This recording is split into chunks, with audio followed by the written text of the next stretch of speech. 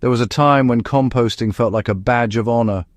Gardeners everywhere proudly turned their steaming piles at dawn, layering greens and browns with the precision of a chef preparing a five-star meal. We were told it was the only proper way to build healthy soil. And yet, after years of hauling kitchen scraps, turning heavy piles under the scorching sun, and waiting months for results, I discovered something surprising. I stopped making compost. Not because soil health stopped mattering, but because I found a simpler method that works faster, feeds plants more effectively, and requires almost no effort. This is the lazy gardener's secret. And once you see it in action, you may never go back either. Earthworms arrive first. Then, fungi stretch their microscopic threads through the decaying material, forming networks that deliver nutrients directly into plant roots. Beneficial bacteria multiply. Moisture is trapped beneath the mulch. Soil temperatures stabilize, and within weeks, not months, your soil begins to transform. Traditional compost must fully break down before plants can use it effectively. Chop and drop feeds the soil continuously. As the bottom layer decomposes, nutrients seep downward. Plants absorb them almost immediately. Think of it as a slow-release fertilizer created by nature itself. Gardeners who adopt this method often notice faster plant growth, deeper green leaves, stronger stems, increased yields, all without buying fertilizers. Healthy soil isn't just about nutrients, it's about structure. When organic matter decomposes in place, it binds soil particles into soft, crumbly aggregates. This improves aeration and drainage while allowing roots to travel deeper in search of water.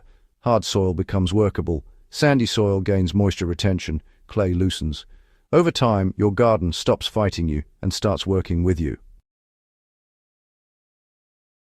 One of the greatest hidden benefits of chop and drop is weed control. A thick organic layer blocks sunlight from reaching weed seeds, preventing them from germinating. Fewer weeds mean less competition for nutrients and water. And, fewer hours bent over pulling stubborn invaders from the ground. For the lazy gardener, this alone is revolutionary. Bare soil loses moisture rapidly under the sun. Mulched soil stays cool and damp. In some gardens, this method can actually reduce watering needs by up to 50%. During dry seasons, that difference can determine whether plants merely survive or thrive. A common fear is that leaving plant material on the soil will create odors or attract pests. In reality, problems usually arise only when thick layers of wet kitchen scraps are dumped in one spot. Stick mostly to garden waste, leaves, stems, prunings, and, spread them evenly. Decomposition remains aerobic. No foul smells, no swarms of unwanted visitors, just steady, natural breakdown. There's really just one rule you must follow. Always remove diseased or damaged leaves as soon as you spot them. This simple step, honestly, can make all the difference in keeping your plants healthy and thriving. Never chop and drop diseased plants. Pathogens can overwinter in plant debris and, reinfect future crops. If a plant shows signs of fungal infection, bacterial spots, or severe pest damage, remove it completely and dispose of it far from your garden. Healthy material feeds. Sick material spreads trouble. Beginning is beautifully simple. Prune your plants. Cut the material into smaller pieces so it decomposes faster. Spread it evenly around your crops. Relax. No pile. No turning schedule. No compost thermometer. Just gardening the way ecosystems have functioned for millions of years. Walk through a forest and notice what you don't see.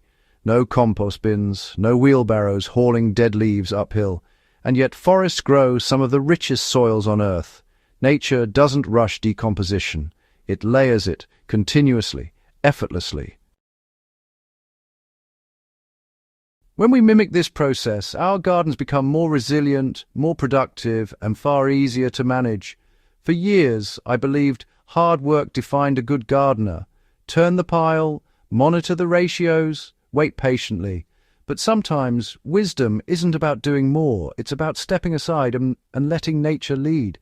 So now when a plant finishes its journey, I thank it, cut it down, and return it to the earth right where it stood. No compost heap, no heavy lifting, just quiet transformation happening beneath my feet.